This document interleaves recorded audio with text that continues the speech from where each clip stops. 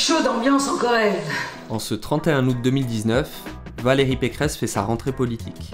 Pas chez les Républicains, qu'elle vient de quitter, mais avec son nouveau mouvement, Libre. Quel bonheur de nous retrouver ici, 2 fois plus nombreux que l'année dernière, venus de toute la France, de métropole comme d'outre-mer. Il fallait que la photo soit belle, et le storytelling millimétré. Valérie Pécresse en rassembleuse du peuple de droite. On est de plus en plus nombreux. Donc là, vous êtes 1500. Si aujourd'hui vous cherchez des militants de droite, c'est ici que ça se passe. Paris gagné en façade, car en réalité, tout cela relève d'une mise en scène à 1000, avec de faux militants. Mediapart a enquêté. Une bonne partie des personnes présentes au meeting n'étaient ni militants, ni sympathisants de Valérie Pécresse. On a pu le vérifier en les appelant une à une. J'ai jamais soutenu Valérie Pécresse. Pourquoi? Qu'est-ce qui vous fait dire que j'ai... Cette personne, comme des centaines d'autres, a été acheminée gratuitement sur les lieux du meeting dans un train affrété pour l'occasion. De ce que j'ai vu, c'était plus une sortie de groupe, hein, histoire de s'aérer. Après, je pense que bon, il y en a peut-être qui étaient partis pour Madame Pécresse, mais sinon, moi, honnêtement, je pense que la majorité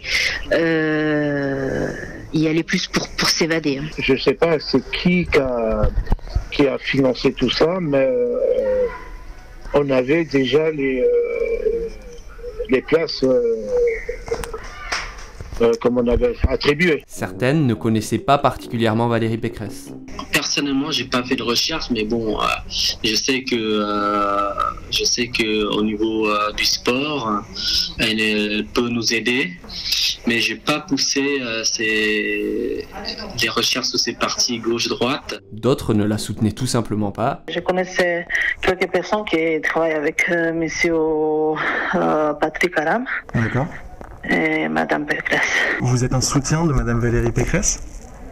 Non. D'autres encore sont venus à ce meeting alors qu'ils n'ont pas le droit de vote. Ne peux pas, parce que pas un nationalité français. Si j'aimerais le national français, si il y en a, je peux voter. Et sans savoir que Valérie Pécresse est contre le droit de vote des étrangers en France. Moi, je ne crois pas qu'elle est contre les droits de vote étrangers. Je ne suis pas au courant de ça. Comment ces personnes se sont-elles retrouvées à Brive-la-Gaillarde? Leur venue s'est faite par l'intermédiaire d'associations communautaires implantées en Île-de-France, la région que préside Valérie Pécresse.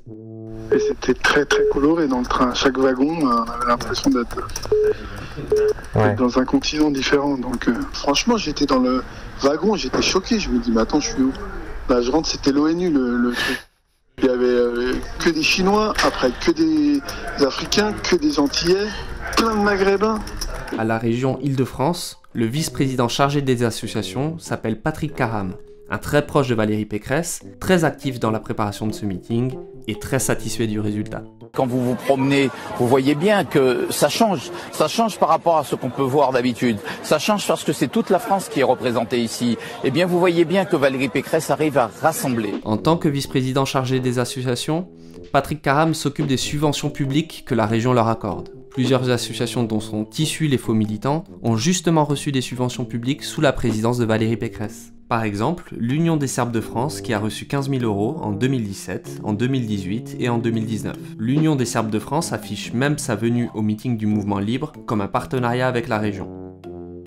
Aux élections régionales de 2015, Valérie Pécresse a fait campagne contre le clientélisme. Pour la première fois depuis 1998, la droite et le centre sont en mesure de remporter la première région de notre pays et de mettre fin à 17 ans d'échecs en matière d'emploi, de transport, de logement et de pollution.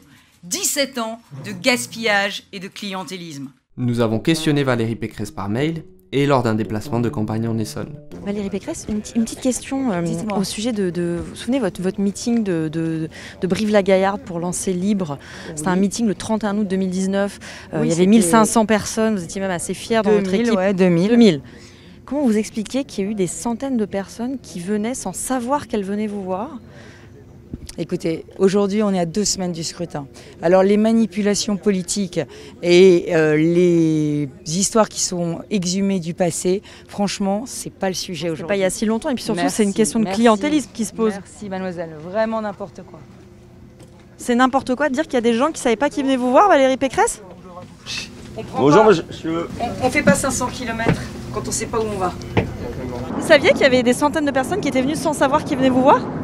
Mais bien sûr que non, franchement. Enfin, on les a eu au téléphone, Madame Pécresse?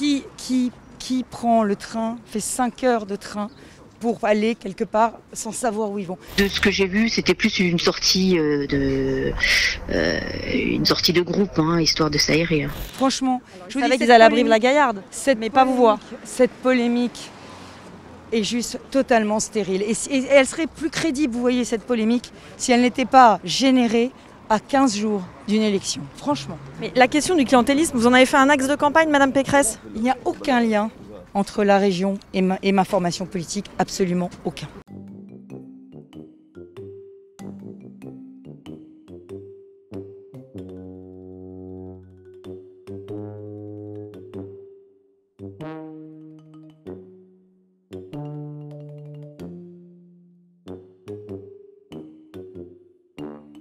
Vraiment n'importe quoi.